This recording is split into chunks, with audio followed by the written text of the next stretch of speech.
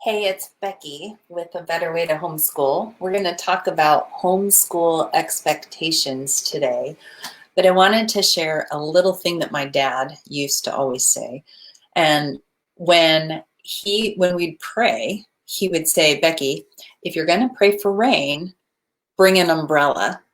I thought that was so wise because if you are praying for rain, your expectation should be that it's going to rain. So therefore, you should carry an umbrella. Now, homeschool expectations are something that are super, super important to get straight. I have a dear friend, I've known her for a while, and she was saying her heart is to let homeschool, she talks about talking new homeschoolers off the cliff because there's a lot of new homeschoolers that are starting to panic about homeschooling this fall. And don't panic. It takes a year or three to get kind of into a groove and expect that. The expectation needs to be that it takes time to settle in. But she was talking about the fact that there are so many voices coming at you as a homeschooler that it's really easy to get confused. And so I wanted to talk specifically about setting your homeschool expectations and how important it is for your own sanity. So if you want to be a happy, smiling mama as you're homeschooling and you want your heart to be swelled when filled with Thanksgiving, then you need to have the right homeschool expectations. And first, I want you to see that this is a representation of a family where there's more than one adult involved. Your homeschool family may have one adult or two, but the people that are in charge of setting the homeschool expectations, listen carefully, are the adults that are in charge of the munchkins. That's it. That's it. Okay. Don't let me tell you what you should do in your homeschool zone. Don't let anybody tell you what you should do in your homeschool zone. So the first of all is understanding that the person that sets the expectation in your homeschool environment is you and your husband, or you if you are doing it alone. So don't be surprised, though, that other people and companies and curriculum providers are going to try to influence those expectations. So you're going to get it from all directions. Don't be surprised by this. Your family, your mom, your dad, your cousin, your second aunt twice removed is going to have an opinion about how you should homeschool your children. You can listen respectfully to that advice, but remember, you are the one that is setting the expectation for your family. Other people online, so social media. Oh, if you look at Pinterest, that can cause you to have a little bit of a quickening of the heart. You don't have to be Pinterest perfect in order to educate your children well. You don't need to listen to all the advice in Facebook groups and Instagram and all the others. Social media will actually cause extra anxiety if you're not careful. So my advice there with social media is be very careful when you're looking for advice and counsel online. Because if you ask 12 homeschool families a question about homeschooling, you will get 17.4 different answers. And I'm not even joking, because every family's different, every child is different. So just know. So the pressures from family, social media, how about curriculum?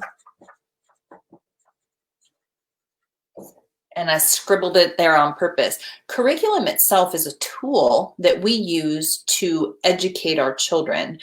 But if you're not prepared with knowing that you're focusing on the heart and character of your children, and you're not prepared with your master homeschool goals, the curriculum will feed you their expectations of what your child needs to know.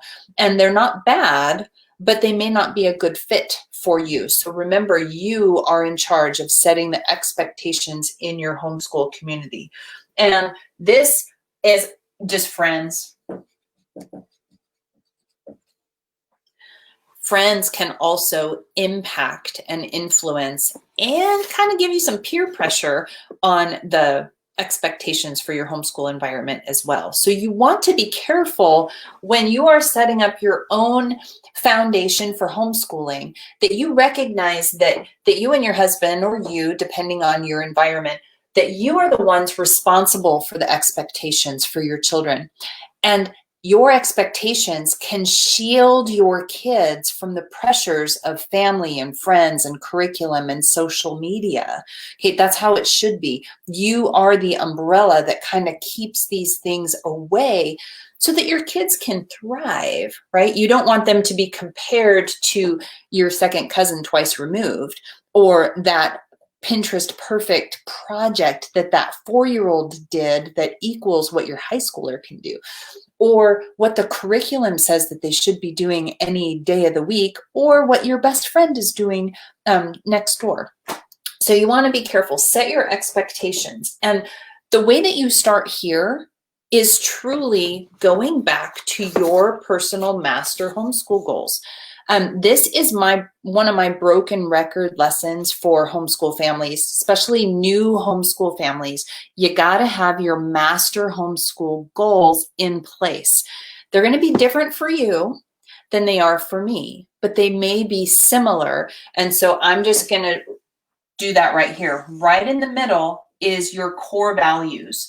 I'm going to put faith, but your core values are your most important thing that you should be imparting to your kids. Then you're going to have a few master goals that you want to shoot at as you are working through character challenges and academic goals with your kids through the years. And they may be different than what mine are, and that is okay.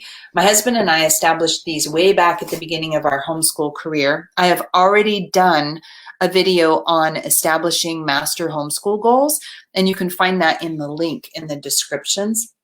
But you want to take time to establish what your master goals are for your family.